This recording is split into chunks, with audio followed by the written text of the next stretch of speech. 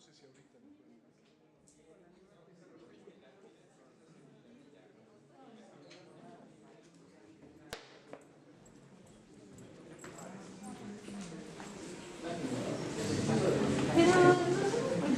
Muy buenas tardes, es un placer darles la bienvenida en nombre de la profesora Berta C. Echenique, coordinadora ejecutiva del antiguo Colegio de San Ildefonso, a la conferencia que impartirá el día de hoy la doctora Ana Carolina Ibarra, quien es directora del Instituto de Investigaciones Históricas de la máxima casa de estudios de UNAM, por supuesto, y ella impartirá una conferencia que se titula La Iglesia Católica en la época moderna, tensiones religiosas y la expulsión de los jesuitas de la Nueva España. Muchas gracias, doctora, y le cedemos la palabra.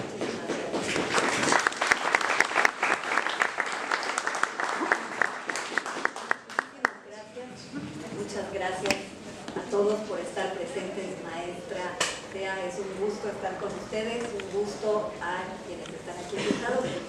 doctor González Resmal y quienes nos acompañan, desde luego del público entusiasta en estas conferencias que buscan hacerle honor a una extraordinaria exposición cuya presencia en México pues,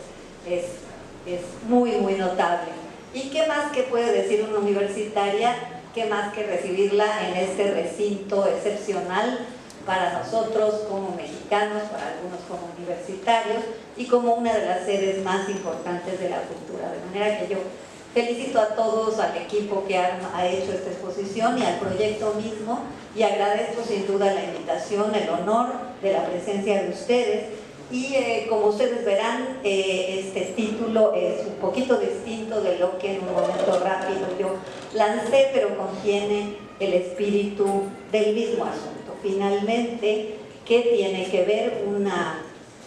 institución en el espacio geográfico distante, en el corazón quizás cercana, pero también con un lugar como este, donde la presencia jesuita es pues decisiva? Por eso es que quise aludirla en esta conferencia, para tratar de enlazar estas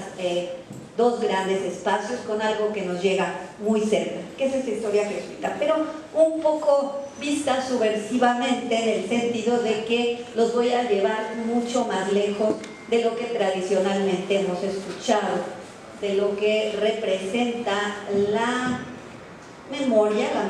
sí que se va construyendo de una manera impredecible, de una manera a veces muy personal, a veces caprichosa y alejada algunas veces de la historia. Entonces, bueno, los historiadores tenemos la tarea de afinar esto, de complejizarlo y de que más allá de lo que nos evoca nuestro espíritu, nuestras cuestiones entrañables, podamos llevar a un planteamiento más complejo. Es por eso que cambié y ajusté el título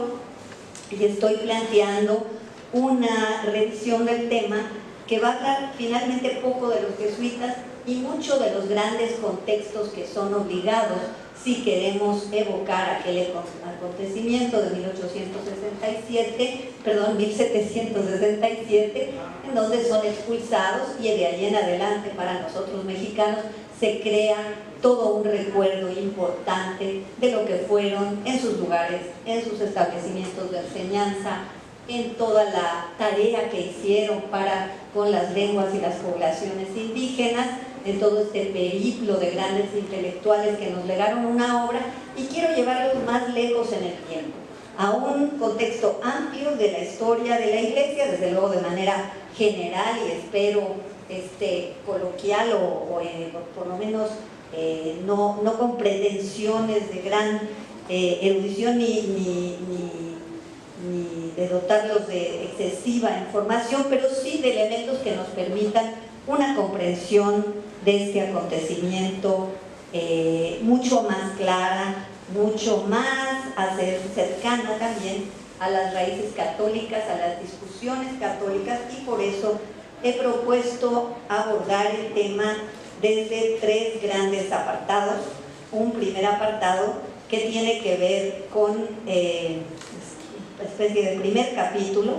que es una mirada a la historia moderna de la Iglesia desde la Bula Unigenitus de 1713 hasta el Syllabus Errorum de 1864. Este lapso de casi 150 años es un lapso definitorio para comprender lo que acontece a finales del siglo XVIII. Entonces, pretendo llevarlos a un paseo un poco en el mundo de las tensiones europeas, al interior de las monarquías, después del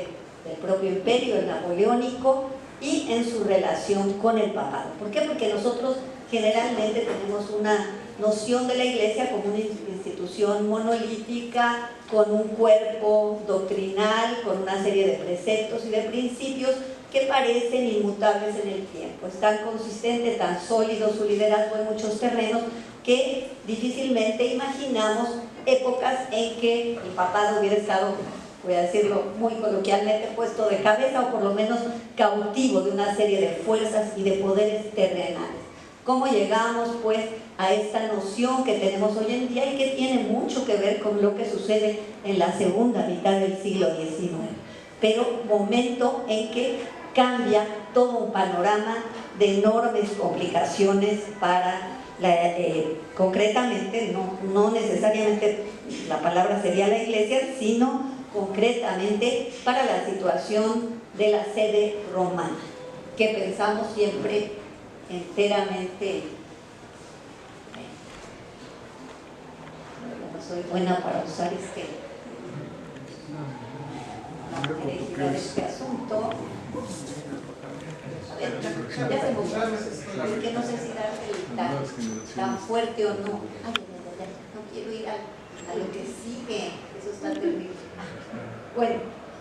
ahí vamos. Bueno, marqué un momento muy clave, que es el año de 1862, aunque yo les marqué dos, hay que tenerlo en mente, dos momentos que es en los que voy a desarrollar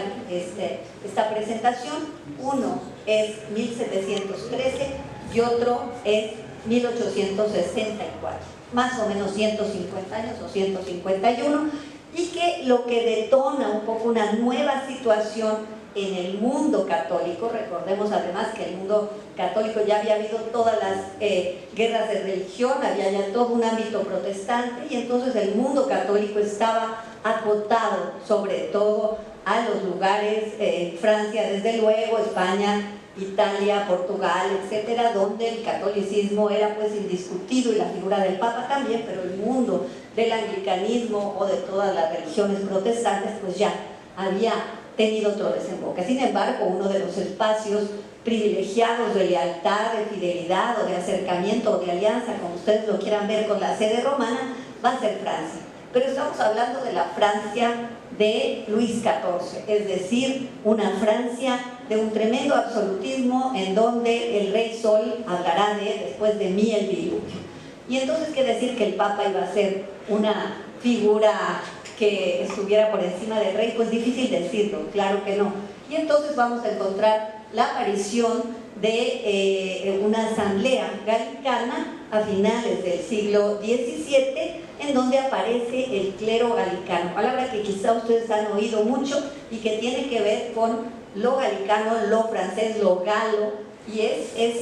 ese sentir nacional de los franceses frente a otras potencias u otro poderío que es el propio papado. Y entonces la asamblea del clero galicano estará en torno a la figura de Luis XIV, y Luis XIV procurará apoyarse en ella como un contrapeso fuerte frente al papado. Esto va a mostrar qué cantidad de tensiones hay entre el papado y las monarquías o los imperios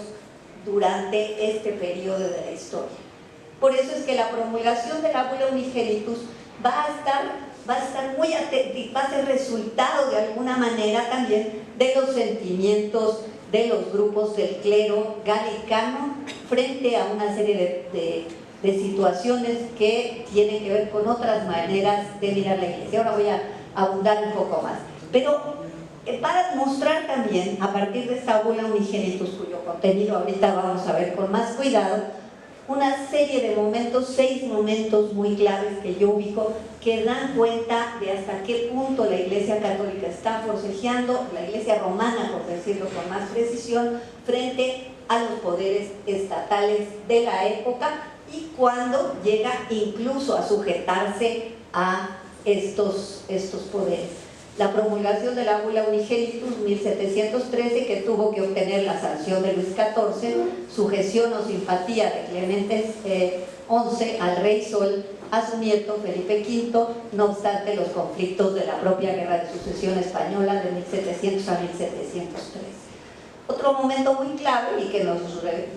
devuelve al tema original, sin original pues al gran motivo de la expulsión de jesuitas, que es la anuencia del papado ante la expulsión de los jesuitas de Francia, 1762, de los dominios portugueses, 1759, y de los dominios españoles, 1767. Voy a abundar más adelante en esto, pero es importante decir que la Compañía de Jesús será una de las agrupaciones más leales al pontífice y tiene un voto de obediencia que lo obliga y lo compromete con el Papa. Entonces, bueno, que un Papa tenga que ceder en este terreno nos habla de cuán compleja era la situación y cuán grande era el forcejeo entre todas estas fuerzas. Después, claro, lo más grave, la supresión de la Compañía de Jesús en 1773 por Clemente XIV, tras la expulsión que ya mencionamos de los jesuitas en los 3 lugares primordiales y sus dominios. Más allá de eso, y esto, la expulsión jesuita será un capítulo, y la supresión de la orden de la compañía será un capítulo más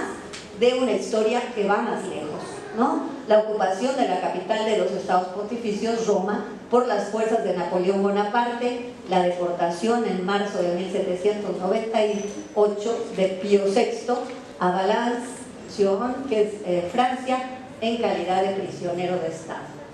Y después, quizá lo que ustedes hayan visto, sobre todo en las ricas muestras de arte o en los libros, es esa famosa escena hecha del cuadro de Delacroix de la coronación de Napoleón, el 2 de diciembre de 1804 en la Catedral de Notre Dame de París. Bueno, y uno dice que hacía el Papa. En los tiempos actuales uno no se imagina que el Papa fuera llevado ahí para acudir ante Napoleón a la coronación, que en el caso de la imagen es sobre todo la de Josefina, pero cuando Napoleón le quita la corona, y digamos que es el acto simbólico más representativo, creo yo, de quién está subordinado a quién en un momento dado. No hay en ese periodo un deslinde de los poderes del Papa y mandar todo un siglo, que va a ser la gran figura sobre la cual es difícil que alguien se coloque. La prisión del Papa en esos tiempos por el propio Napoleón Bonaparte durará hasta el año de la propia caída napoleónica, por allí de abril, en el año de 1814. Entonces, pues son épocas sumamente duras para el papado y años complicados. Bueno, aquí tenemos una escena de la asamblea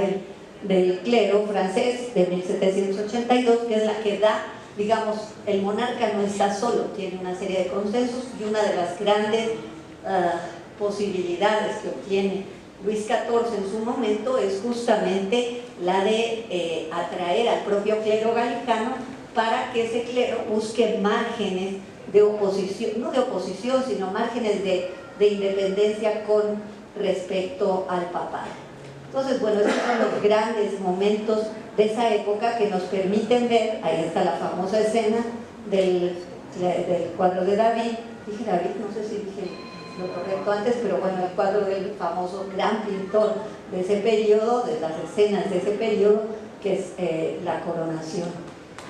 En ese caso está Josefina misma, y aquí está habría que decir, y aquí hay que tener mucho cuidado con esa imagen, bueno, Unigenitus, sí, ahí está también la bula y el Papa con la bula de las que les acabo de hacer mención. Muy claramente la bula Unigenitus de Filius condenó a los falsos profetas, especialmente aquellos que secretamente esparcen doctrinas bajo la cubierta de la piedad e introducen sectas ruinosas bajo la imagen de santidad. Eso dice la bula, que es menester precisar y aclarar en una serie de sentidos. Voy a abundar en ello. Ni qué decir que la bula propició una serie de debates, y ahí se ve un poco los espacios de discusión de los que estaban o no de acuerdo. Ahora voy a abundar. bueno, no sé si no irnos a Pío IX, sino hasta un poquito después, porque me gustaría detenerme un poco a hablar sobre el sentido o a qué se refiere la bula y el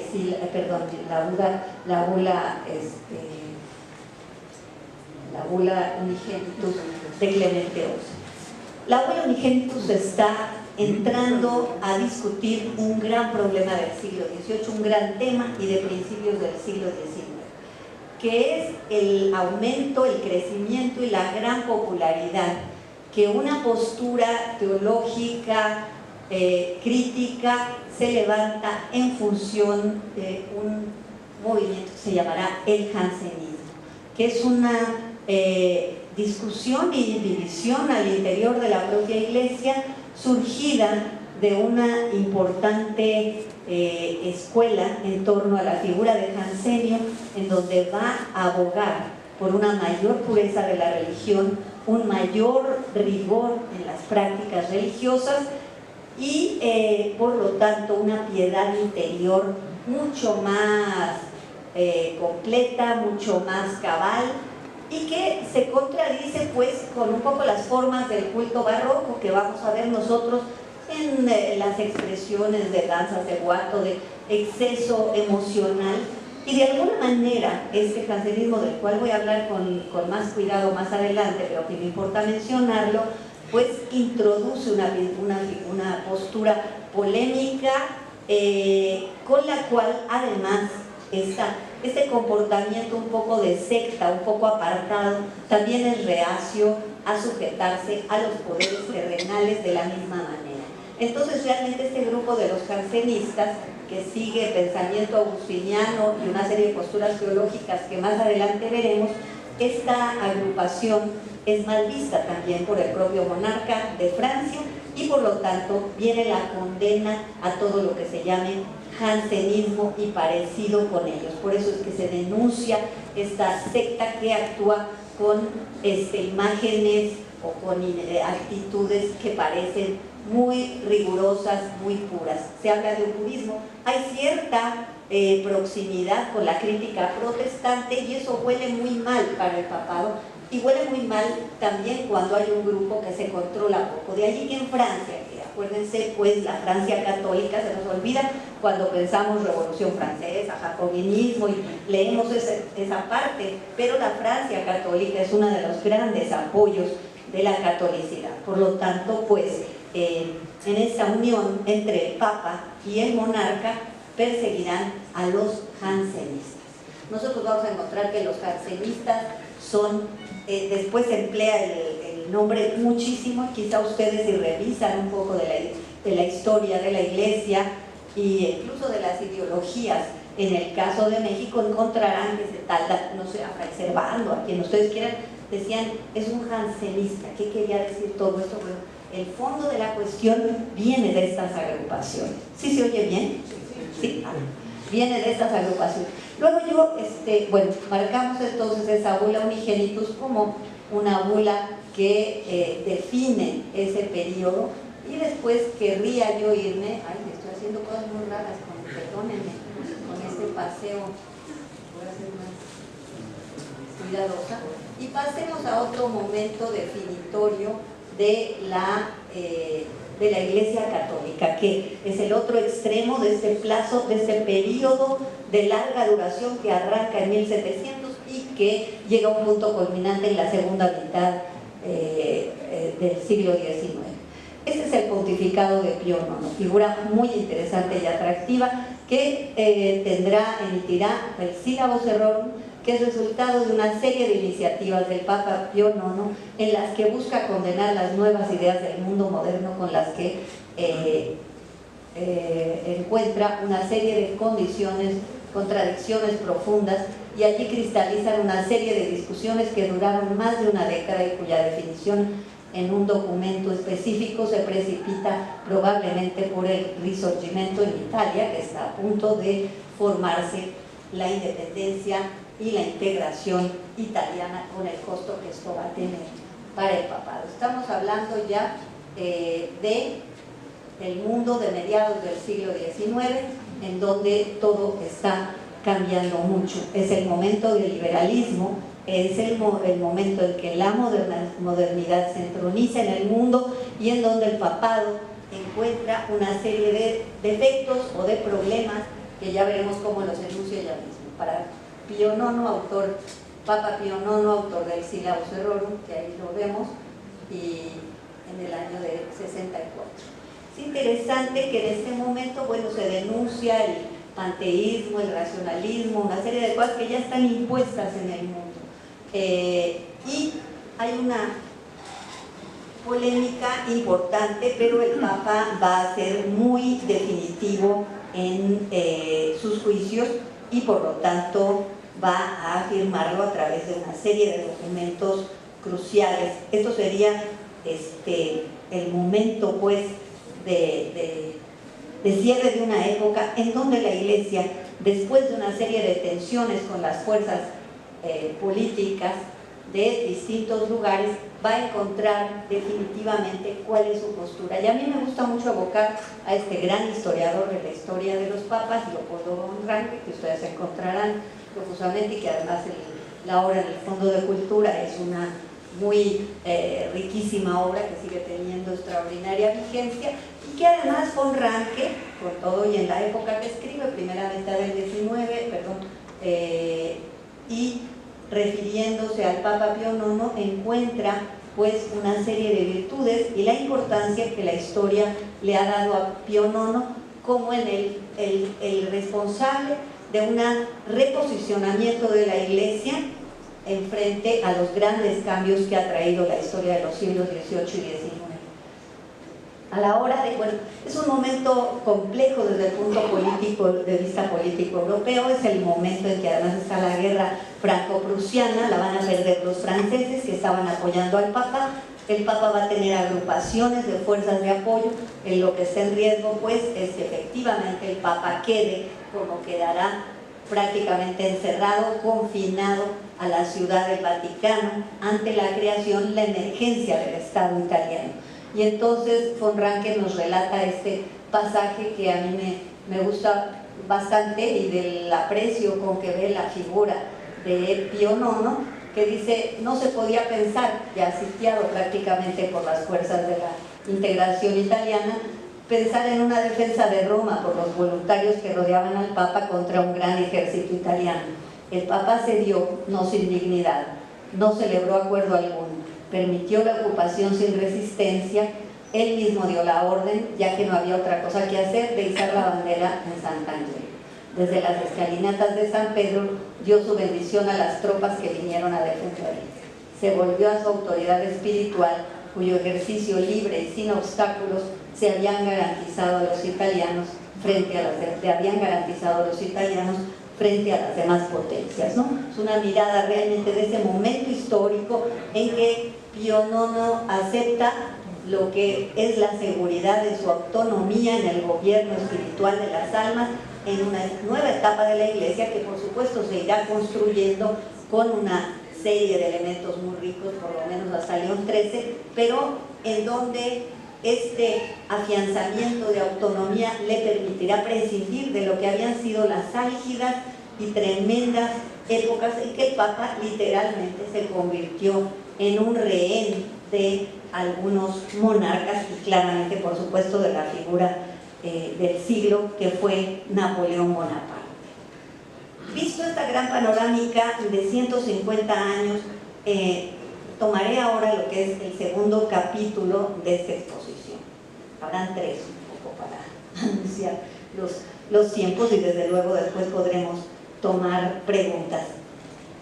Como sabemos, pues vale la pena insistir en ello. Fueron los jesuitas las fuerzas más leales en este contexto al papado. Tenían ese voto que ya lo mencioné, ese voto de obediencia. La figura de Ignacio de Loyola pues había hecho un gran peregrinar al corazón del mundo católico y ahí había fortalecido sin duda alguna todos los sentimientos y los proyectos de la contrarreforma. Todo un gran proyecto sin duda con aspectos espirituales grandes que fueron el aporte de San Ignacio a la época y yo creo que al mundo espiritual, con toda la temática de los ejercicios espirituales, con toda una lucha muy importante, en donde además de muy privilegiada, y esto será un tema que no deja de tener interés, y por lo tanto pues construir esta congregación que es la de los jesuitas, sumamente fuerte hasta nuestros días, pero por otro lado sumamente difícil de subordinar en estos poderes reales y políticos que no se veían de ver. Estamos en este momento, recordamos el galicanismo. Este galicanismo deja una impronta, decir cuál es el papel de las coronas frente al papado, cuál es la posibilidad de ejercer control sobre la clerecía, sobre el mundo católico. Entonces, este forcejeo del siglo XVIII, pues los jesuitas quedan en medio en una situación complicada o más bien muy difícil de controlar, y a los monarcas absolutistas durante el siglo XVIII pues no les gustará para nada que nada se escape de su control. Si los jansenistas escapaban del control de Luis XIV, mucho más difícil podrá ser para todos y para el propio rey de España la posibilidad de controlar a los jesuitas. Esta orden, muy envidiada también por la posición privilegiada que encontrará, sobre todo en los medios educativos, de las élites intelectuales de mayor importancia, no solo en América, sino en España y en otros lugares, o incluso en el centro de Europa, pues tendrán un gran peso, y al mismo tiempo que ese gran peso también privilegios y exenciones que hacen que ellos tengan condiciones diferentes de las que tienen otras de lo que eran las órdenes típicamente mendicantes, dominicos, franciscanos, agustinos, con los cuales entablará sin duda alguna los jesuitas una serie de debates. Pero los debates no son nada más por las posiciones en el mundo, sino que son también por profundas temáticas de orden teológico que son muy importantes. Entonces voy a entrar a algunas de ellas para mostrarles hasta qué punto también este ingrediente no deja de ser ajeno a los aspectos que debemos de considerar cuando estamos hablando de los jesuitas. Bueno, nosotros vamos a ver después incluso cómo Clavijero, al momento de la expulsión, en un documento muy rico en donde él narra su experiencia de la expulsión de los jesuitas, él mismo señala cuál fue la discusión en el terreno de los privilegios que tenían los jesuitas en el orden de la Iglesia, inclusive cuestiones como diezmos y demás. Una profunda polémica que tuvo lugar y que vale la pena mencionar, y que es una de las grandes peculiaridades de los jesuitas, gira en torno al terreno del pecado y del castigo, y de si el pecado es o no un resultado de la voluntad de la persona. Es decir, el individuo tiene la posibilidad de cometer o no un acto. Entonces, otra de las grandes de sus peculiaridades será el hecho de que cuestiones relacionadas a confesión y absolución. En confesión, todo dependía del concepto del pecado, pues el pecado era considerado por ellos como la desviación voluntaria de los mandamientos de Dios, porque ellos creían en el libre albedrío o la voluntad libre. Según su doctrina, es bastante con no querer el pecado por sí mismo, pues tendrían más esperanzas de ser perdonados cuanto menos se piense en Dios. Cuanto más violenta hubiera sido la pasión que movió a la costumbre o el mal ejemplo que limitan la libre voluntad y sirven de excusa. Es decir, para los jesuitas había muchas justificaciones que aminoran el peso del pecado cometido. Eso hace más leve el yugo, según algunas interpretaciones. El ancho campo de la libre voluntad sería defendido por los jesuitas. Frente a esto, si recordamos un poco lo que yo estuve mencionando acerca del mundo jansenista, nos vamos a encontrar que era considerado como laxitud las posturas de los jesuitas, y surgen pues los jansenistas como quienes van a defender el mayor rigor en el castigo y en el comportamiento. ¿Quién era Jansenio? Hay que volver un poquitito a este profesor de la Universidad de Lovaina, obispo de Ypres, que junto con el abad San Cirán emprendieron el camino de restaurar las viejas doctrinas e imponer el rigor cristiano. Jansenius redactó la obra Agustinus, en donde desarrolló sus convicciones y enfrentó abiertamente a los jesuitas sobre los temas de gracia, pecado y perdón. Para Jansenio no existe la libertad humana, así que el hombre no puede emanciparse por sus propias fuerzas. El auxilio lo recibe de la gracia. Entonces aquí hay un profundo tema teológico. La gracia eficaz de Cristo no es otra cosa que una delicia espiritual por la cual la voluntad es movida a querer y ejecutar lo acordado por Dios. El bien se ha de hacer por temor al castigo y por amor a la justicia. San Cirán, por su parte, que es la segunda figura al lado de Jansenio, decide entrar al mundo del ascetismo. Son conscientes de que los oscurecimientos y deformaciones pasajeros de la Iglesia pueden existir, pero entienden que ella es el cuerpo de Cristo, infalible e inmortal. Atrajeron mucho a su retiro a Port Royal a mucha gente, escuela en la que redactaron textos, y a ellos se acercaron gente muy valiosa de la época, como Racine o como el propio Pascal, grandes figuras de la literatura o de la ciencia que se acercaron al jansenismo con esas fuertes oposiciones hacia las figuras jesuitas. De ahí que una de las grandes controversias para los que hacen historia de los jesuitas será si los jesuitas eran o no ilustrados, puesto que algunas figuras que pertenecerán a la ilustración estarán confrontadas con los jesuitas. Este es un asunto en el que yo no voy a entrar, es un asunto que nos llevaría mucho más una conferencia en sí misma, pero lo que yo quiero aportar aquí es simplemente los elementos que les permitan comprender a ustedes por qué había fuerzas adversas a los jesuitas y por qué al momento en que se toma la decisión de expulsarlos, pues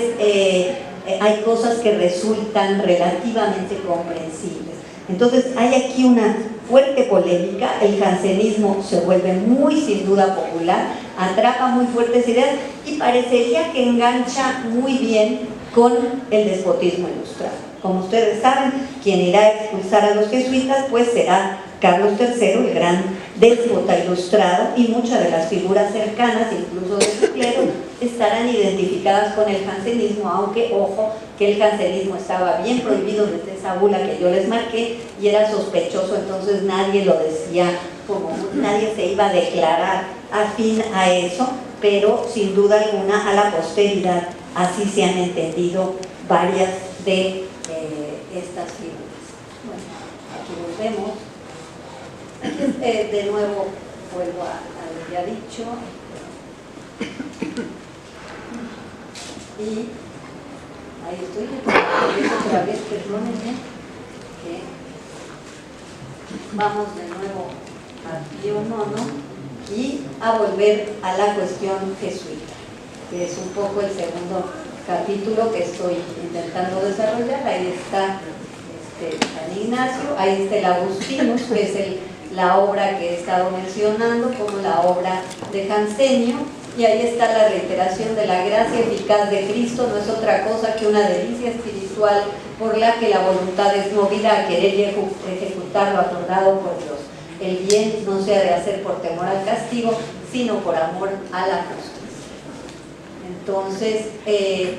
de nuevo, volvemos a una muy rápida cronología. El 25 de junio de 1767, al amanecer, se cercaron las casas de los jesuitas en todo este entorno, ¿no? El Colegio de San Pedro y San Pablo, que tenemos aquí a un paso, y este propio edificio, para comunicar la orden de Carlos III, el monarca ilustrado, que se dirige a ellos o justifica su acto por medio de estas palabras: por gravísimas causas relativas a la obligación de que me hallo constituido de mantener en subordinación, tranquilidad y justicia de mis pueblos, otras urgentes y justas y necesarias que reservo a mi real ánimo, usando la suprema autoridad que el Todopoderoso ha depositado en mis manos para la protección de mis vasallos y respeto a mi corona. Y entonces, bueno, bajo el argumento de que habían colaborado en el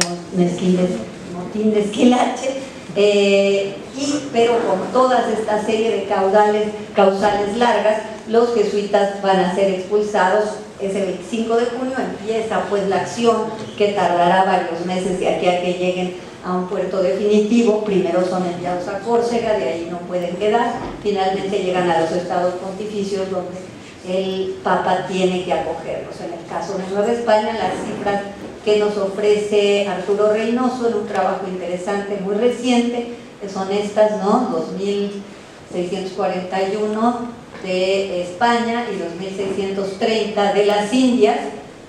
y bueno, como les recuerdo que ya habían sido aprobadas pues después la supresión de la compañía, y en 1801 empieza un cierto, bueno, porque desde luego Pío VII estará pues muy acosado, ¿no?, por la necesidad de apoyar las iniciativas de los monarcas y y aquí tenemos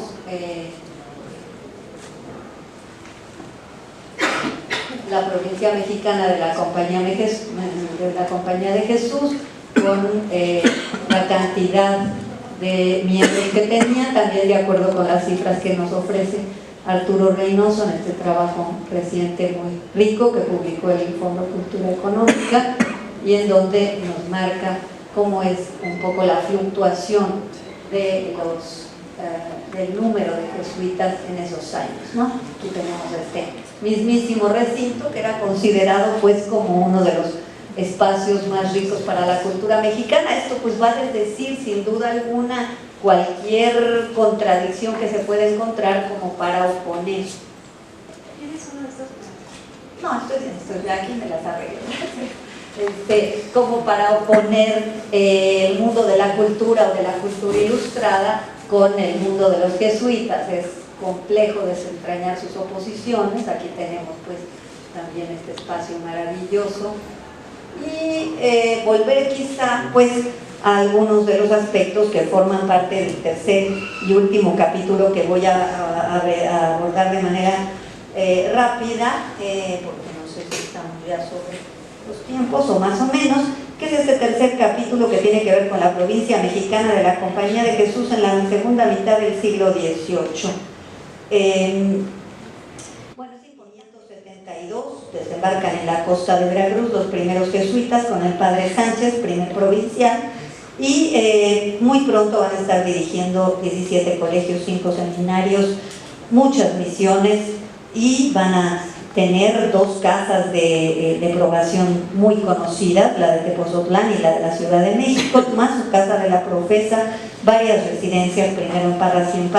Parral, pero después van a ir aumentando esas alturas. Parecería que son cerca de 400 jesuitas en distintos lugares. Después de la gran expansión y crecimiento de la Compañía de Jesús, para 1748 se contaba con 579 jesuitas bajo el gobierno del provincial Andrés Javier García. Para 1751 el número de jesuitas había crecido a 624, de acuerdo con Arturo Reynoso nuevamente, y serán alrededor de 180 en 1758.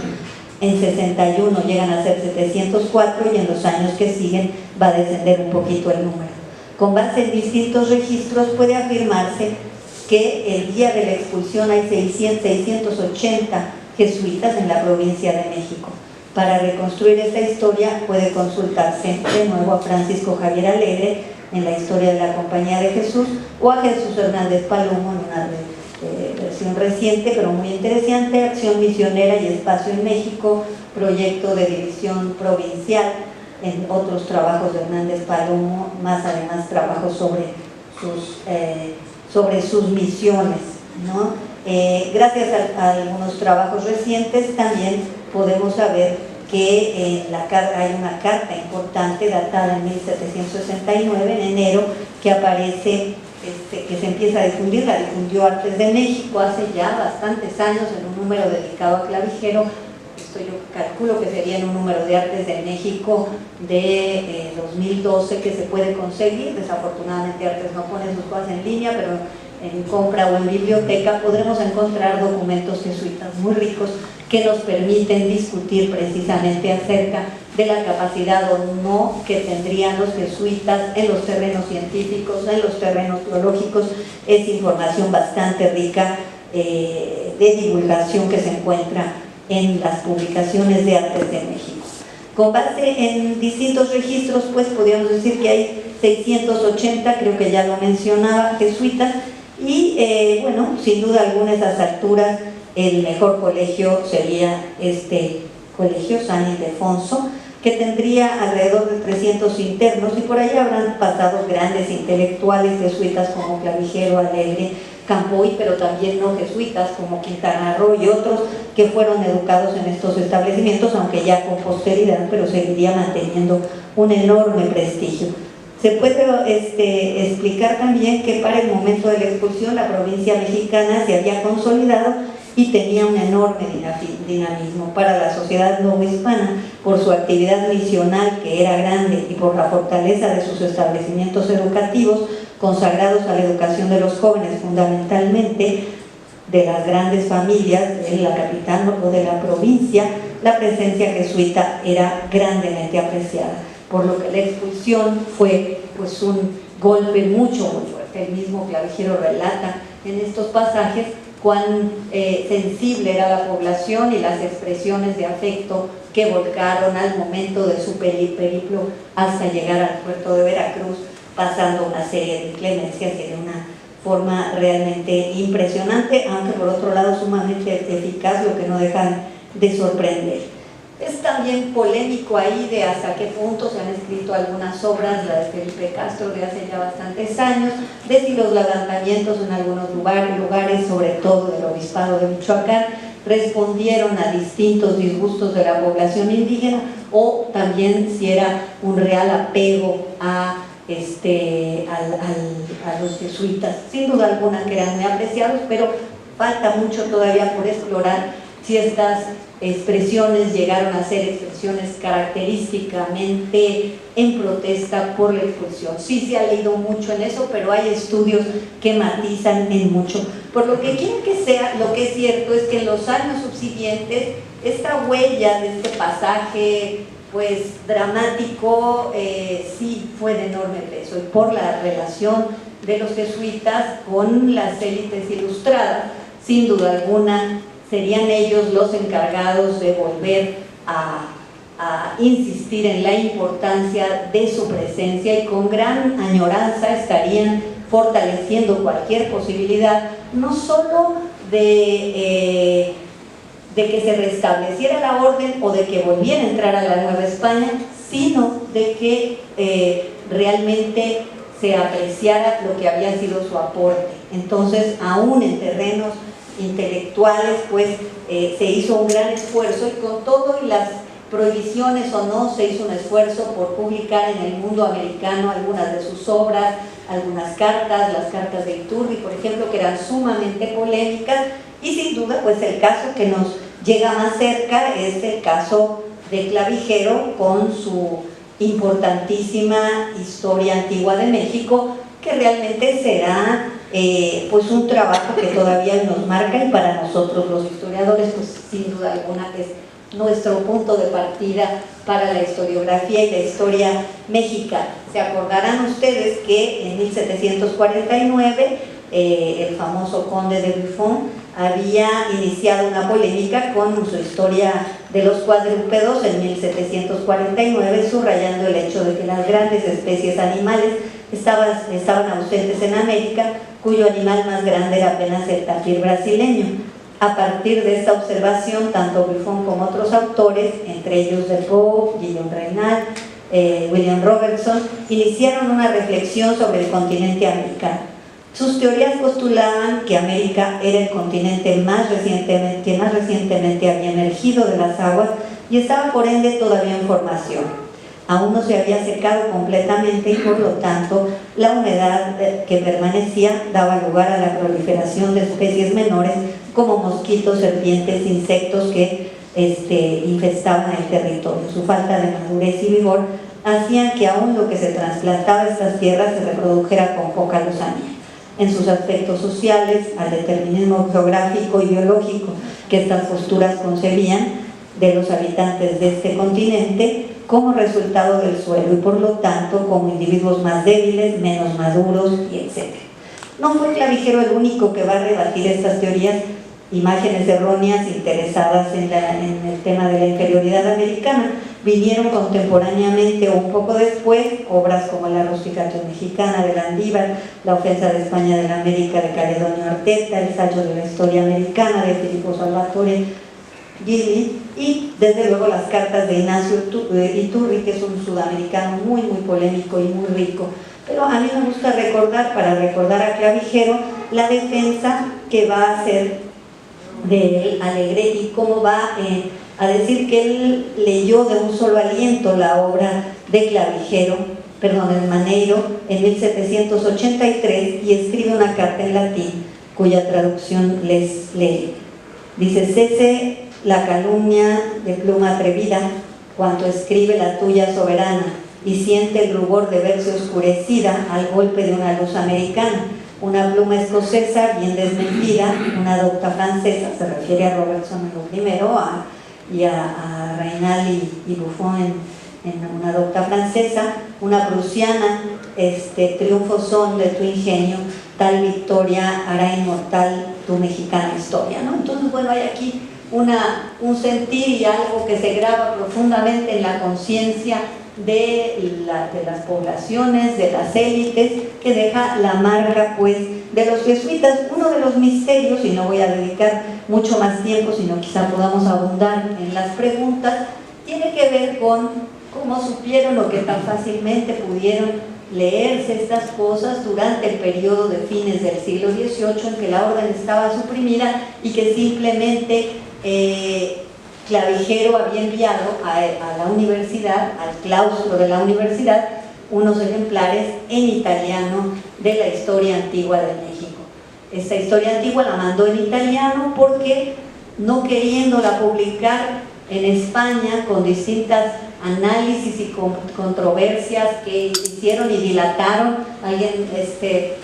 reía un poquito de que los tiempos de publicación de los que nos quejamos muchos, que son pálidos al lado de eso, más de 40 años en dimes y diretes y dictámenes que no dejaban satisfechos a los lectores de España para su publicación, hicieron que la obra no fuese traducida sino hasta 1820 y tantos, es decir, 40 años median entre la redacción de la obra en italiano, la publicación de la obra en italiano y su llegada a las imprentas. Y bueno, una de las grandes preguntas que yo me he planteado y que he trabajado